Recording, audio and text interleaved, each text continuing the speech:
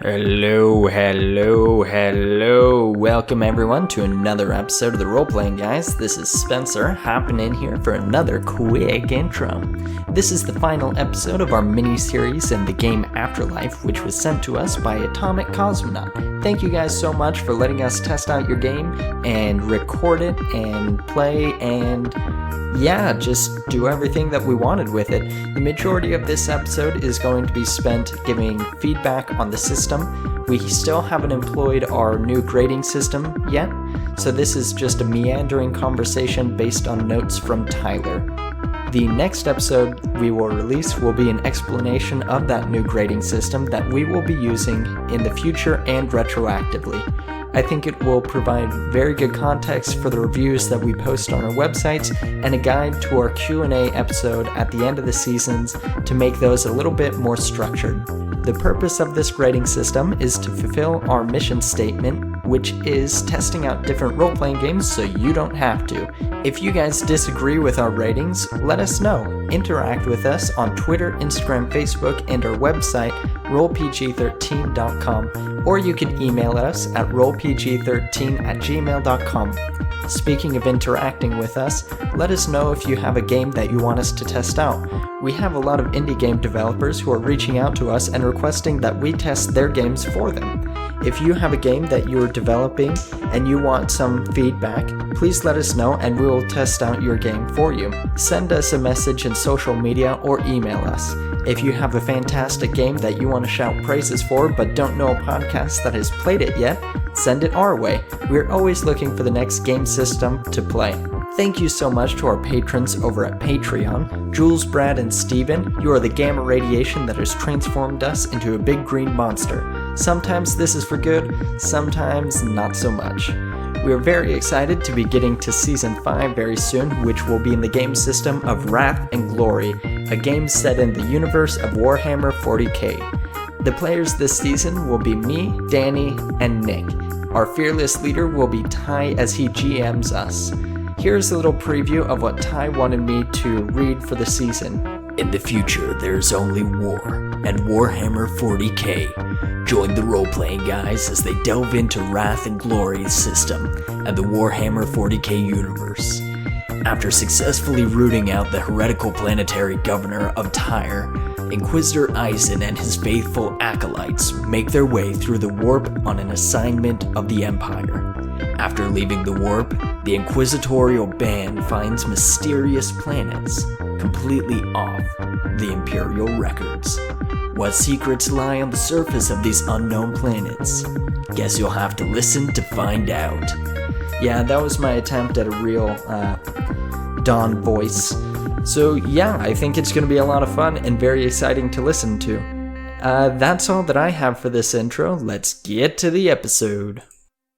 You guys are able to navigate the rest of the way without trace all the way to the gates of Genhoot. And what you see is more or less exactly what Reginald has told you.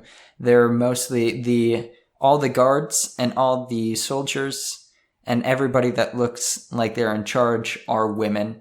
And they are really beefy women. They're like, not beefy tea, but they're very strong, very macho. I'm into it.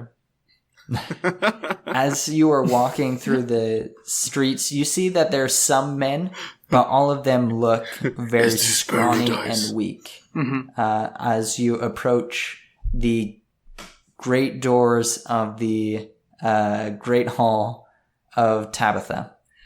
Before we go in, I'm going to take out some of my plastic baggies, as I have, and I'm going to stuff them with just some miscellaneous things that I have in my bag, like some food rations, whatever, and then I will pop those into my vestments as to create the appearance as though I were a woman beneath my coat. I do not want to. Right. I don't want to be a slave. So as of right now, I'm a frog woman. There you go. As you are like getting right to the doors, you hear a gasp on the ape man's back. Where am I? Where have you taken me? We've been instructed to collect a bounty on you, good sir. Don't Simply take me business. back here. You understand? Get me out of here. But you are already here. Knock, knock, knock on Tabitha's door. You don't have to do this. Perhaps... They're going to use me. Tabitha, we have gift for you. As you do that, This is me, Bernina. We tried to wake you, sir. it's Several not my times fault earlier. that I was drugged. I had no choice. And as you do this, a woman opens the door, and she is dressed in Viking armor with a bow strapped to her back. What is it? Anybody like to speak? We've brought the escaped convict. Marvelous. Oh boy, I don't like this. They come in at once. We come in at once. We go in. I reach into Where my is this? vest and I pull out a pretzel. Where is Belonte? Oh, he here. And I I, turn around. No, not Genevieve. Please, not Genevieve. Come here, you. And she starts undoing the rope that is lashed him to the ape man's back. And you see Tabitha is coming out from one of the back rooms, and she sees that Belonte is now here. Mm-hmm. Is it my Belonte? Come here, you. Oh boy. And she starts walking closer to him, and he has fallen down now and is like he's like cowering as Genevieve is walking toward, like, standing over him and like trying to grab him and pick him up and take him over to Tabitha. That's right, what are you doing here? You thought you could escape, didn't you? That's right, you can't escape me. And she grabs him by the cheek and is just pinching it. You're mine, you hear? You're never escaping me. She turns to you. Thank you so much for your help. What is it you like? I have heard that the Genhoot clan has what is called a Swamp Thing Volume 2. I would like to collect this. Genevieve. 400 copper pieces to the frog. Woo! What about you? What's the rest of you doing here? Well, I simply wish to collect whatever, well, my portion of the bounty price and head back to the kingdom. 300 gold pieces, copper pieces for him. And you? What's a woman doing here? just here to collect on the bounty. Bring back your lost property. 600 for her. And 8 men. What do you want? I want cool Viking armor. Oh, man. I don't think we make anything your size. Ooh. But you big strong We'll get the too. forger to work on it. Yeah. And you just see as Genevieve is carrying Belonte over her shoulder, and he scrambles and falls down, and another woman, Carla, comes up, and both of them are just dragging him by his feet into this back room that you don't see anymore. Is that all you want? I think that would be all, yes. Reginald is not comfortable here. Where is your book retrieving location where I can obtain Swamp Thing Volume 2? We never said anything about Swamp Thing. But I hear rumors. That's what you've heard, rumors. I suppose this is the danger of trusting internet forums. Yeah, that's right. Moral of the story: don't trust internet forums.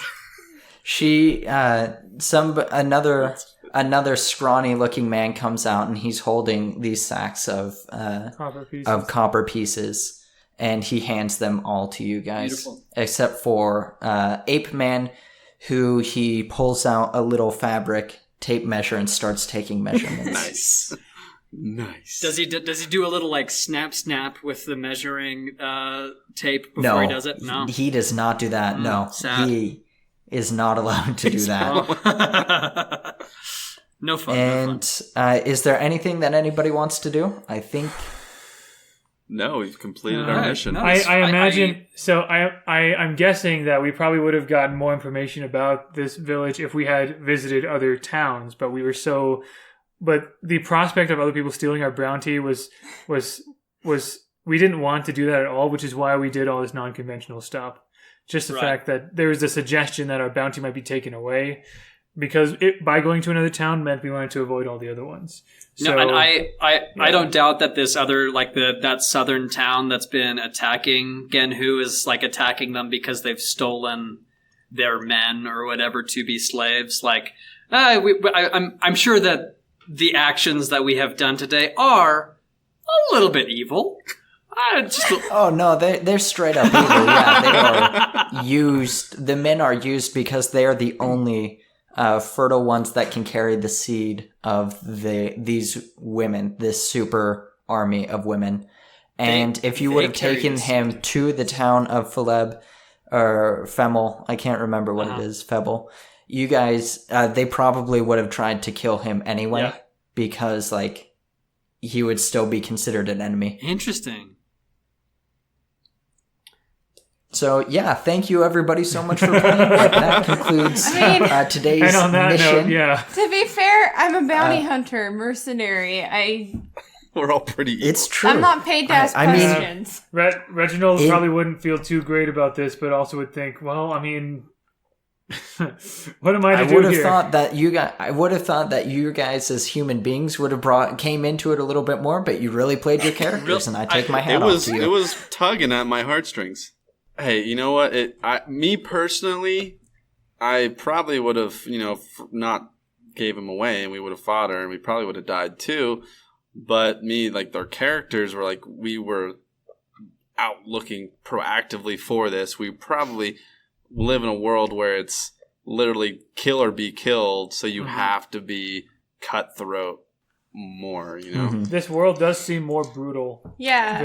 Or whatever. Yeah. Obviously not justifying the actions, but... No, but anyway. Me as a human being, as soon as Reggie had looked at his mind and said, hey, this is what's going on, I'm just like... would have been like, let's get him out of here and let's just leave this area entirely. I suppose that means Reginald, as the human, probably should have, objected more. But at the same time, just kind of like, I mean... What else am I to do? This is also very far away from his own home area anyway. It's true. As well. I did develop stats for those 3 women that you would have fought in case you did want to fight them and try and get out. So that was something that I was actually expecting you to do. Yeah. But all of you surprised me and said, no, we're okay with this, and we're just gonna, we are the FedEx delivery people, and we have dropped him off. Oh boy! If the package is on the doorstep, please sign here. At the player, I'm not too happy with what my character did, but I'm just like.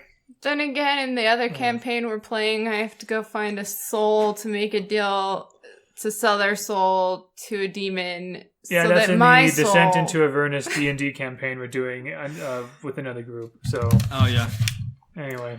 Awesome. Well, so now that we've concluded the game, why don't we take the next, 30 minutes or so to just talk about things that we noticed, shortcomings, and things that we think could be improved with the system. Yeah. So who wants to go first? I mean, I have a whole list of things that I wrote, notes while we were playing. So if you want, I can just go through all these. And you can just kind of... You can talk about them. Talk about them as they come up. All right, so the first one I wrote was calculations for combat slows down combat. That's at least what I felt. Yeah, combat was very unwieldy. It took a long time to do anything. These extra steps on the GM's part especially. Yes. Mm-hmm. Do you think that is something that is it can easily be fixed if you play this game more? And do you think, in addition to that, do you think it is something that could be fixed if I had written down all of your stats in order to make the combat faster as well? I think a workflow could certainly be generated.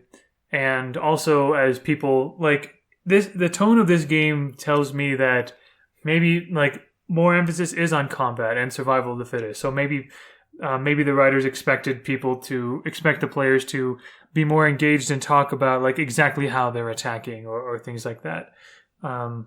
We did talk more about numbers and mechanics than anything else, but that could be either the fact that this is our first session doing it could contribute to that, and the fact that this is not the final version of the game.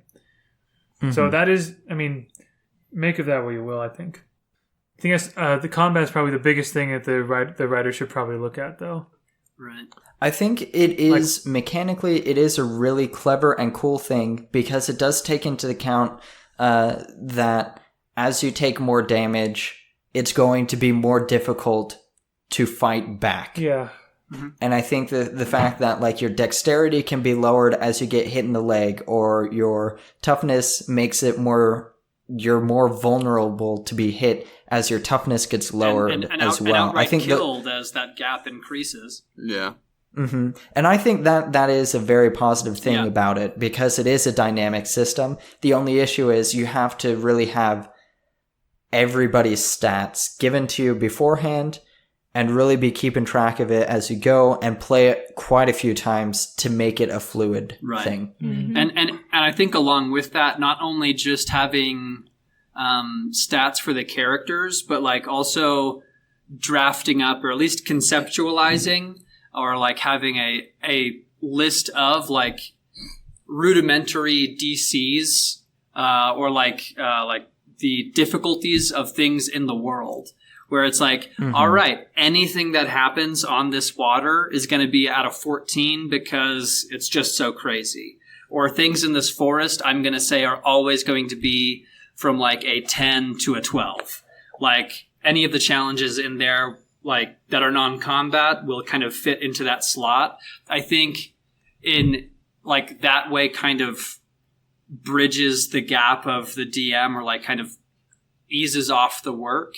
But I think I feel like with this system, at least as it is now, to run it easily and fluidly requires a lot more legwork beforehand than some other games do. I mean, all of these games require that like work beforehand. But if you want to have the easiest time doing it, right? Stuff, yeah. Because like D&D, you know all the general DCs, and you can just apply them, you know, and it's more focusing on like, okay, what's story-wise, what are they fighting? Well, this is more, I'm gonna have to figure out what DCs are beforehand and figure out. It is interesting. Yeah. What's the next point? Another one I thought was weapon damage is static, pretty much. So you hit, you do this much, then it goes into the table. And we kind of talked about that being like, okay, if you had so much armor, it would almost be impossible to damage somebody. Right. Which yeah. Oh, go ahead. No, I didn't really have anything, so. I like the fact that there is the damage table and that aspect of it. I think that is really creative. I also like the fact that it is static in the sense that it's always going to be X amount. Mm-hmm. And I think that is a good mechanic to have because if maybe you don't damage them the first round, but somebody else damages them and that lowers their toughness. So because of that, even though you're only doing 15, now their toughness is lowered to say like 7. And now you can actually get to row 8 of the table. So like, I think that is a good thing. And it plays into the system too. But I think sorry. Go ahead. I was just gonna say like one of the things though is that it seems that there's not a super easy way, so far as I can tell, to like really land a whole bunch of hits in one time, unless you are doing like a bunch of these big maneuvers that allow you to make like multiple attacks in a round. Yeah. That would allow you to like really meaningfully impact the toughness, because it's like most of the times, like the effects that you're getting are like -1 toughness, -1 toughness, -1 toughness, and eventually it does stack up, and it makes that easier. But I think it's just there's at least in my opinion, like almost a sense of a limitation that like, and a given that the first few rounds of combat could very well be really grindy and just like waiting for their toughness to hit a certain threshold that you can just like outright like deal the big damage. But I don't know. I mean, like we saw the one-hit kill like kills at the very beginning. So like there's like toughness is ultra valuable. Ultra valuable. But sometimes the combat can be a little grindy. I don't know. It's interesting. Well, it depends on the role too. It depends on the role. Like there are a lot of things that I think need to be polished, but it's a good concept. Really good concept. Yeah. Anything else anybody wants to throw in on that one? Not for that point, no. What about combat maneuvers? Probably need to be edited a little bit, maybe limited based on the weapon that the person's wielding, like the flamethrower using the rapid fire. So that's one thing. The flamethrower is flamethrowers are always tricky in most other games, right? Mm-hmm. Like I recall this is not the first time that I've heard or seen a flamethrower be an issue in a tabletop role-playing game, because of the nature of a flamethrower being a flamethrower. And so I feel like it has to be it has to be one of several special weapons that have their own special rules. To me, it only makes sense to make it have the attack attributes of an extended melee weapon. Yeah. So have it allowed to do the sweeping attack. So maybe just call a flamethrower a melee attack that has a lot of range. Or at the very least, but limited fuel. I don't know. Like if they did the thing where like some of these RPGs will have like a space where it says this weapon has these extra properties. Mm-hmm. Like it could very well be that the flamethrower gains the access to sweeping attack, and it has the sweeping attack property. It bypasses the requirement for adjacency and melee attacks, and is able to make the sweeping attack within its range, which turns it into rules it needs some more specific rules for it, because it is a devastating weapon in and of itself, but it just needs the rules to like explain, like really make it like clear that this is a valuable thing and I should want to use it. Mm-hmm. All right. Anything else about the special attacks? Anything like that? No. I think just in general, like there need to be more of them. More. Like I like what they have, but I think there needs to be a wider range of them. And here's one more idea that could be used to improve like those sorts of things, where it's like, okay, what if I do want would it make sense for you to buy, as you do with other things, as you're spending points, to buy the ability to use a sweeping attack or a different like combat maneuver with a weapon? Maybe. With a point where it's like, there aren't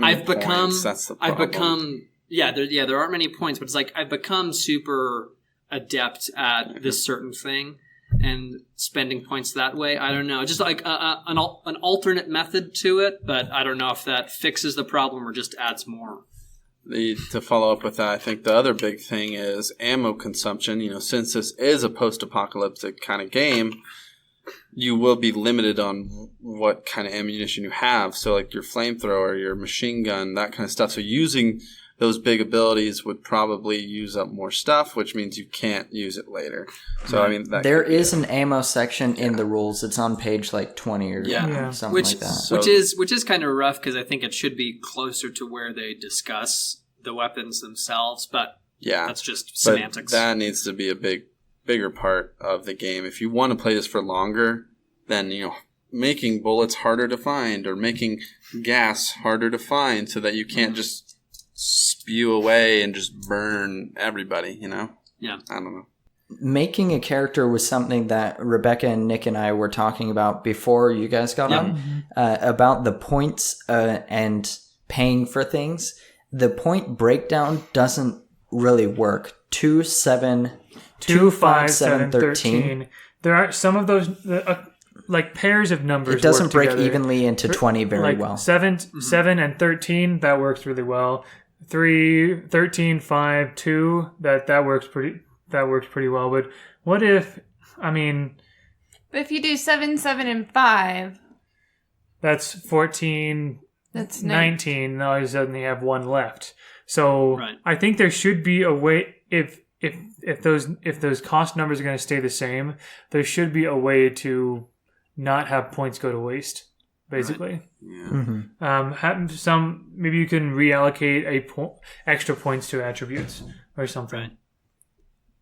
Use a leftover. Like I could see a leftover point being used to give you an additional bonus to a skill you have, like getting being trained in a skill only gives you that +2 base bonus.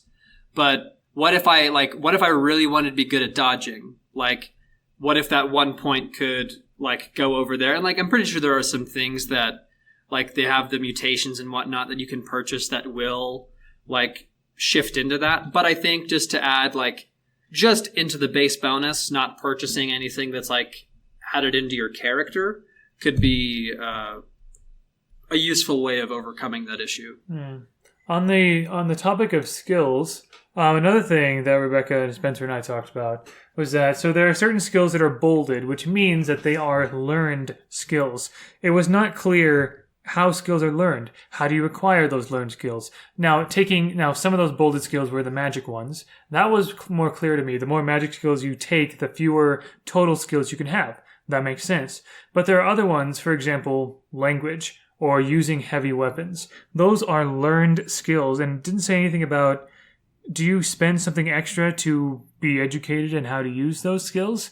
Do they count as the magic skills? If so, then maybe that table should be called learned skills and not magic or something. It was I wasn't sure why there were some non-magic skills bolded and still no explanation on how to really take them or use them. Right.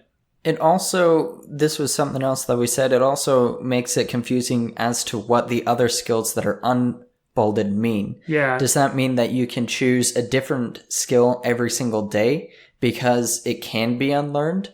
Or how does that work? What or does do that the learned mean? skills give you a bigger bonus or something?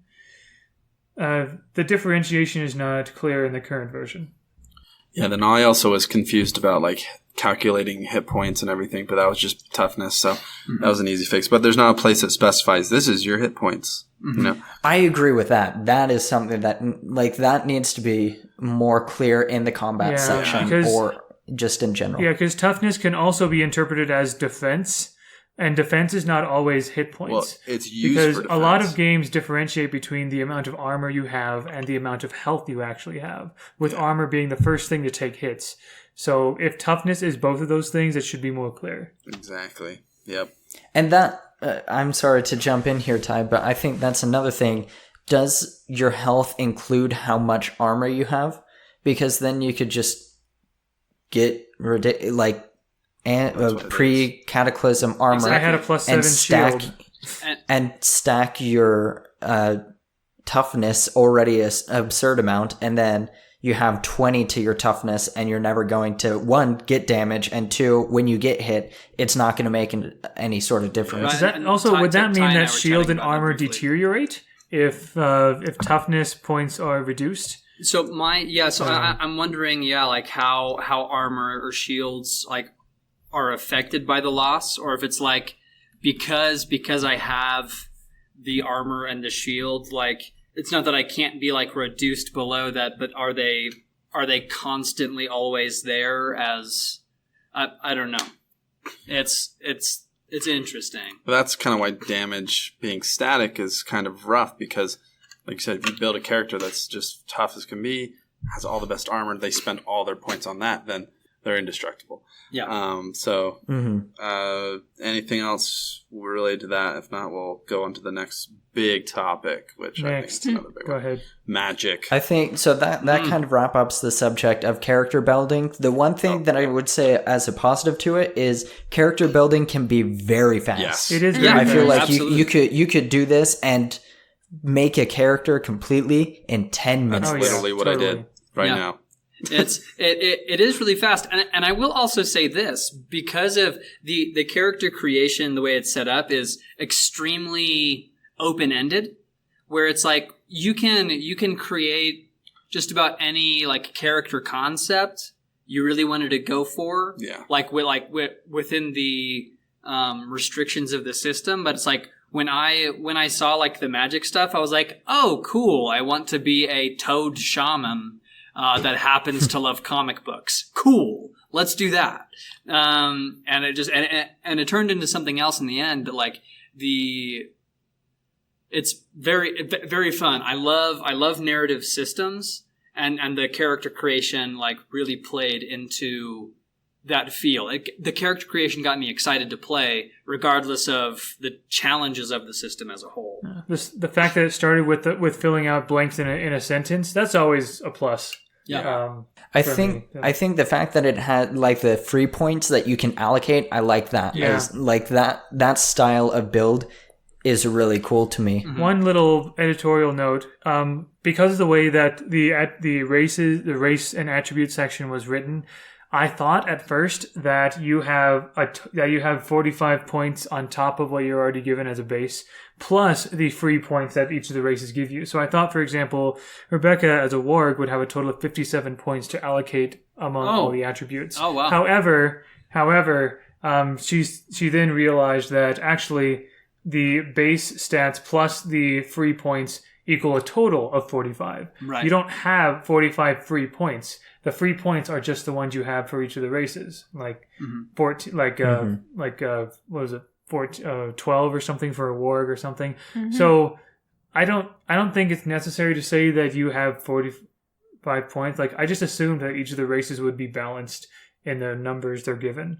So anyway, yeah, that's all I have for character creation. With the races, though, I think there needs to be more of a distinction between like why choose one versus another, because it seemed like a lot of them had very like consistently high toughness or consistently high mind. Yeah. Like there were just things that were pretty like uniform across all of them. Maybe give them skill bonuses for different things. Possibly. But then that leads into you're going to play this character because it's better at that. And there's still a little bit of that in the way that it's currently set up, because they kind of took a note out of first edition D&D where it was like those class, like certain races could only get so far in a certain class. Like with this, I like that, and I do like that. Like, but with this, like certain races can only get so far in a certain stat, where it's like you're always going to be limited there. So I think if they had a means of bypassing that, like through the mutations or whatever, like beyond the max, which I think with the way that it was written, nothing takes you beyond the max ever. I don't know. Maybe I've misunderstood like that. But like that was something that I was thinking about as I was creating things. I was like, well, like I want to be really good at make magic, so I want to get the highest perception possible. But I also want to have change magic or like whatever, so I also have to use these other things. So like it was, I don't know. There's still some of that you brought up, Ty, about one race is like going to be better at one thing just by the numbers. Not everything, but by one thing. I don't think that's necessarily a bad thing. Not necessarily a bad thing. One race inherently better world. at something. Yeah. That's natural. There's going to be some things that are just better at doing things. Right. Like, a gorilla is going to be a lot better than a human at doing a lot of things in terms of just brute strength. Yeah. All right. What's next? I like the creation was really great. It was great. Magic. I think we Hey. thought that magic was a hot topic. It was great and it was balanced. Those are my Keep notes. it exactly like Keep this. it exactly how it is. Spencer and I had a little bit of a talk during a break, I think. Yeah. I think we came in at the tail end of your conversation. Yeah. So basically, there's no. It seems OP as written. The limit is your imagination, but it's kind of it leaves a lot on the GM to decide how long is this going to last. How many targets can you target? How things like that. And one idea I have, and this I was thinking of Brandon Sanderson's 3 laws of magic. One of them is limitations are better than power. I think one possible limitation is that if this is actually radiation magic, then should there not also be a toll placed upon you for using radiation? It could also depend on the race I as think well. there should be. Which that kind of goes back into, like, you know, certain races being good at certain things or whatever. But, you know, would there be a difference between a human using radiation magic versus a gamma mutant using radiation magic? Would it affect them differently? Or would it just be a general radiation cost or whatever? I think doing that and scaling the cost with how, I don't know, maybe thinking a little more about how exactly is radiation magic being used. Because it's one thing to have a soft magic system where it's just like, you have magic, it's because of this, whatever. It's another thing to actually use radiation, which is the scientific thing, and say you can do magic. Right. It feels like there should be a little more explanation and maybe cost to it.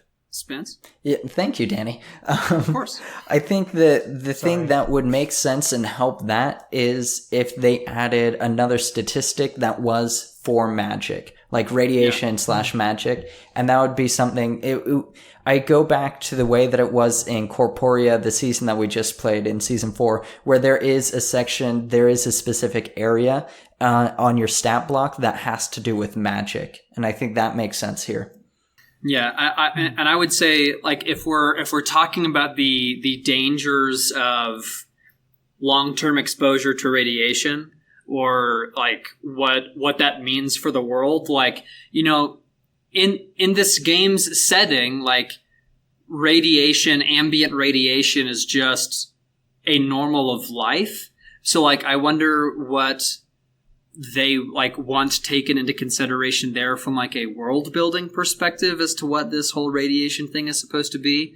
But I think, like, if all of the races had, like, an innate, like, if the stat was like radioactive shielding, and it's like, if you spend, or if you do enough radioactive based magic over a course of time, it'll eat away at that shielding, and it has to, like, take 24 hours to recharge type of a deal. So again, just kind of like a finding an in-world way to manage the radiation. Or you get conditions for doing more, like bleed. Like, think about radiation. What happens? You get burns, so take burn damage. You take bleed damage. Right. You know. So there could be things that you could look into, like actual world experience. Of no, yeah, for radiation. sure. Like, I think, and then once they, like, get beyond their radioactive shielding point is when those things would start happening. Yeah, exactly. And yeah. I really like what you guys are saying, specifically as it relates to what Nick said previously, that if magic is derived from radiation, there is a specific source within the game. So I think using that source as a stat thing, as something that, like, there are potential effects for overusing magic, I think that makes a lot of sense, as opposed to it isn't something like Dungeons and Dragons or Pathfinder where magic exists in the world because it exists. Like there is a specific thing. So if you mess with that thing, you will deal with consequences. And we kind of joked about the idea of walking into, like, an anti-magic area, but I think it would be interesting as well if the game played with the idea of certain areas will have no levels of radiation. Other areas will have higher levels of radiation. So, like, perhaps the ability to use magic is dependent on the environment in which you're in, which could then dictate, like, the actual power of the, like, magic you're using. Mm-hmm. Like we tried to figure out how much damage would my make magic actually do if I used it to attack. Mm-hmm. What if that was dependent on the environment I was in? And then, like, what if it was super weak in one area, but massively powered next to the exploded nuclear power plant? Yeah. Like, I think that could be really interesting. But again, you're playing with give and take, and also more resources that people have to track and be aware of. I think it would be a fun thing to try Or out. you carry around things that give you radiation, radiation, or and something, then you right? use that. So limitations, some kind of limitation will make Right. the story more interesting and balance. I think It's a fun thing some to explore, stuff. yeah. The only other thing we've talked about these other ones. I think DM needs more resources. So I think if you do want to play this game, you will need the charts and everything in front of you to help you out to go through it faster. A GM screen. Like a screen or just Yeah, even like print a it. handout. Yeah. Print it, like a physical copy where you can consult it quickly. Will help with gameplay. Anything about that you guys want to add in? I think that was a big one. Yeah, any game that relies on tables like that should have some sort of separate document. Even if it's not necessarily a screen, it should be a separate document that is just reference sheets. Screen for sure. So Yeah, and I think for A. Yeah. basically, and for players as well, I think if once there are character sheets, if the character sheet had a quick summation of what are the things you can do with melee, what are the things you can do with your ranged attacks, what are special magic maneuvers you can do, like those sorts of things. Because even Rebecca was like, I don't know what the things are, and I was scrambling as well to be like, where was scroll through to find where was that thing about like rapid fire or whatever. So like it's accessibility. Yeah, that was another thing too. When I told Rebecca that there wasn't a character sheet, she was kind of surprised. I said, "Yeah, grab a sheet of paper." Basically, the information you need to write down for your character could take up a third to about a half a page, but then the rest of the page of a character sheet could be reference. Yeah. I think That'd be great. Which I would honestly really like, because it would be a very simple character sheet with character aid in one thing. Yeah. Which typically you don't get, because usually it's full of usually loads of stuff. like most tabletop RPGs that we play, the character sheet is nothing but information. For about the character, example, right? I'll just show you. Even But with in smaller games like Second this, edition Pathfinder. character sheets can. One. So go ahead. I think this is a huge opportunity for the game in general, because like in other games you have a crap ton of fillable boxes where you use maybe like a quarter of the page of actual information.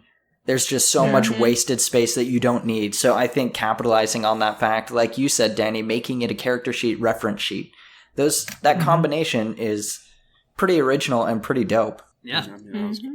Anything else?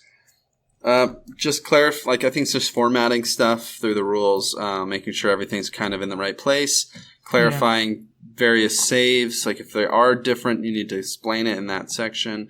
Mm-hmm. But I mean, besides that, I thought the theme was cool. The character creation was super simple. Like I made my character in 10 minutes of writing on a piece of paper. Yeah. The combat is very crunchy, but it's really gritty and intense because you get conditions, you get damages, you can outright die, which I thought is pretty intense, lose limbs and stuff. So we haven't talked. We never went in depth. I don't think we need to go in depth with the setting. They put a fair amount of thought into the setting itself. Like I said, there's a map that has boundaries of all the. There's more than half a dozen different factions that spread out throughout the whole North American area. So also they have a timeline of events, things that happen, which Spencer went through briefly. So they give you a fair amount to work with. Once you learn the setting, the timeline, the factions that exist, a lot of adventure potential there. Mm-hmm. Yeah, I think overall it's got a huge amount of positives, and the things that we're really digging into. Magic is something that can be really toyed with and fixed. The clunkiness of the game and combat, I think that's something that can be, that's not a huge fix. That's a pretty minor thing. I think there are so many positives about the game that they've significantly outweigh the negatives, at least in my opinion, and the potential that the game has. And I think overall, I enjoyed it, even if it was tough. Yeah. Quite a fun game. I enjoyed it. Yeah. Yeah, and I would say like this is a game that if it ever does get to the point where the developer is looking for more and more beta testers, I would say like I think there are a lot of people that would be interested in trying it out. It's an easy to access like system in terms of like, okay, I feel like I could probably pick this up and play. You can create the characters quickly, as we've seen. And then a lot of the numbers, besides those that have to be generated by the DM on the fly, are like pretty clear on paper. This is the number, math, and I roll. It's a system that I think a lot of people could get into. It's a setting that I think a lot of people would enjoy, especially with the success of things like Mad Max and Fallout and a lot of these like post-apocalyptic style games. Yeah. So I think there's strong concept, strong like value for players, but I think what it really needs is just more and more people to test out the concepts that need reworking. So Tyler, what were you able to find like their Instagram, like the people who made this game? Yeah. Oh, yeah. I'll pull it up right now because I messaged him this week to be like, hey, we're going to record. Okay, so the guy that I've been talking to, I think his name's Cosmo, at least on his profile, is Atomic Cosmonaut. He has a lot of art of the game that he's going to like be putting into the rule books and such as that. Thank you for letting us playtest your game. We hope we got you some really awesome feedback. We love the system. There's things that, just have to rework and add, and I think could be an awesome game that people could play. A lot of learning curve for the person who's running the game, I feel like. Mm-hmm. But for the players, it's very easy to get into. Yeah. So very minimal learning. I think that is another thing that just the last suggestion that I have is coming up with a GM sheet, something that they could just be able to, you have the GM screen and then also just like a GM sheet to be able to do the quick calculations. Yeah. So, what's Spencer's grade? As this is we still need to figure out some sort of grading system. As this is an indie game that's still in prototype phase, I think based on its potential and based on the complaints that we have, at least right now, I'd give it a B-. That's also what I was thinking. With the potential to very easily become a B+, A- game. Yeah. If they were to incorporate things like character development and fix magic and make it a little less clunky. Yeah. I would love to see what a long-term campaign looks like in this system, especially especially in a system where people die super easily, or have the potential to. Like, what longevity does this game bring? Because like when I want to play an RPG, sometimes yes, I do want a one-shot fun adventure, but if I am going to invest time into learning a system, I'd like to be able to spend some time with the system, So that's good stuff. Thank you for listening. Woo. Thank you. Yes. Woo. And look forward to the even more brutal Wrath and Glory. Oh, man. You've just finished listening to a Necropodicon Podcast Network show, and boy, was it scary. Or not scary. If you wanted it to be scary, or you like scary things, you should head on over to necropodicon.com to check out my new podcast, Shivers. Every other week, I sit down to explore all things scary. While you're on the website, check out all of the other great shows that the Necropodicon Network has to offer. That's necropodicon.com. Dun, da, da, da, da, da, da.